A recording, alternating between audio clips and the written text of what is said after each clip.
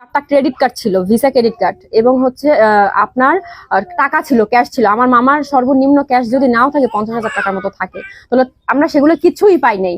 এবং হচ্ছে আমার হচ্ছে কি ওই কার্ডগুলো উদ্ধার করার জন্য আপনারা বলেন, তদারকি করতে বলেন, এবং হচ্ছে দুটা যে মোবাইল, ওই মোবাইলের মধ্যে অনেক এভিডেন্স আছে। হ্যাঁ, আপনারা পেয়ে যাবেন, আরো যেগুলো আপনারা আমরা না জানতে পারছি সেগুলো আপনারা জানতে পারবেন। কারণ এর পিছনে তো অনেক বড় একটা ষড়যন্ত্র চলছিল।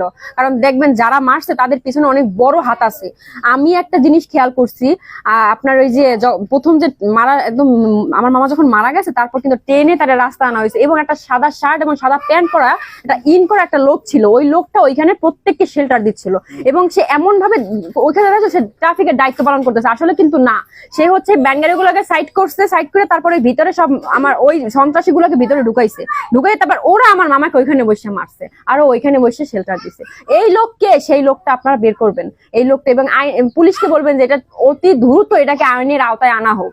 হ্যাঁ, আরেকটা ছেলে আছে, এই যে আমি দেখাচ্ছি আপনাদের ছেলেটাকে, এই ছেলেটাকে অতি দ্রুত আওতায় আনা হোক। এটা অনেক কিছু পেয়ে যাবেন, অনেক কিছু, যদি এটাকে দেখেন। এই ছেলেটা, এই যে এই ছেলেটা যদি আপনারা যদি এটাকে অ্যারেস্ট করুন, আমি একদম গ্যারান্টি দিয়ে বলতেছি, এই ছেলেকে অ্যারেস্ট করলে আপনারা অনেক কিছু পেতে পারবেন, অনেক কিছু পাবেন।